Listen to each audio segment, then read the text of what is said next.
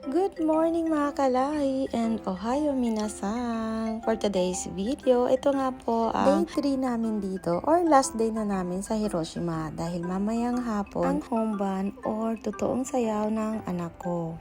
Naligo na pala ako dyan, inuna ko na muna ang aking sarili bago siya ginising. Naligo na rin naman na kasi siya kagabi, sabi ko naman kasi i-spray natin yung ulo niya kaya kahit di na siya maligo. Mamaya na rin kami magbe-breakfast kako after na netong hair niya at siya na rin ang nag-nail sa kanyang sarili dahil gusto daw niya yung mahabang nail.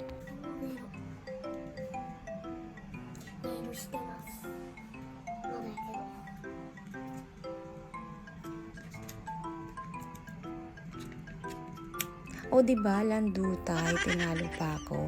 At ngayon nga din pala ang check-out namin, kaya ito na, inano na namin ang aming bagahe at kumain na rin pala kami dyan ng breakfast kasi hindi namin pwedeng dalhin ng sasakyan dahil ang hirap nga dito ng parking at ang mahal-mahal pa.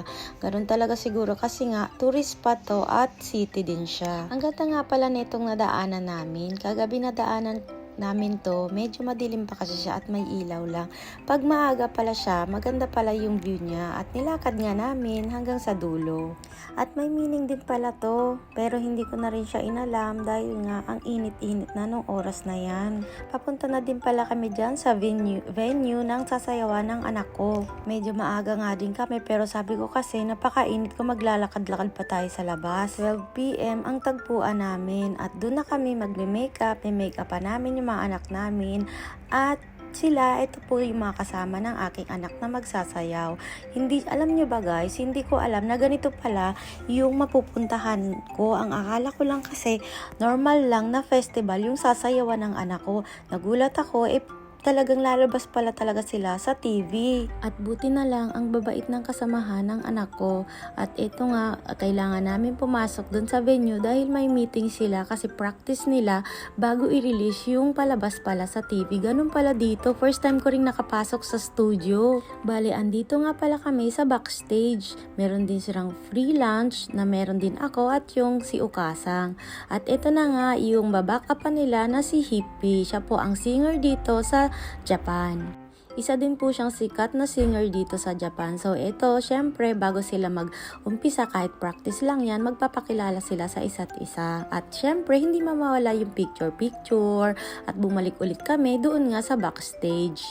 At ayan nga, sabi nga ng teacher nila, baguhin yung ganito, baguhin yung ganyan. Siya po ang pinaka-teacher dito sa all ng Japan ng jazz. Siya din po ang dahilan kung bakit nakasama dito yung anak ko. At first time din talaga akong nakapasok dito sa NHK Studio dito pa sa Hiroshima. Kaya lang, bawal po kasi ang camera, kaya nanood lang ako, hindi ko na nakuhanan. Ayan, medyo nainip sila, kaya konting laro, kahit yung mga matatanda sumama na rin. At sa wakas, ito na po, ay papasok na kami sa backstage. At ito na yung mga staff, sinasabihan na sila and konting meeting, syempre, at nag-pray din sila dyan. Alam nyo ba guys, masayang-masaya ako, tuwang-tuwa ako para sa anak ko kasi magandang experience yan para sa kanya. Pangarap ko lang kasi to na makapagsayaw din at makapag-backup dance din dati sa TV. Pero mas pinili ko yung pagiging entertainer or dito nga na talento sa Japan. Dahil noon, mas malaki nga yung kita ng entertainer kesa nga sa dancer ka lang. Ayan, tinawag na sila dahil sila na nga ang susunod na sasayaw. Kinakabahan ako, di ko alam kung bakit.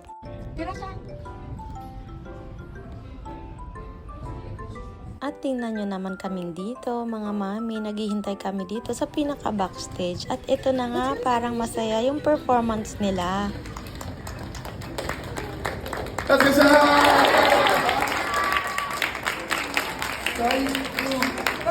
Sa wakas, natapos din yung sayaw nila at andyan nga si Ukasang sa labas naghihintay sa amin. Actually, gustong-gusto niya kasing pumasok kaso nasaraduhan siya. At uwian na, pero bago yan, kailangan naming tikman ang okonomiyaki dito sa Hiroshima.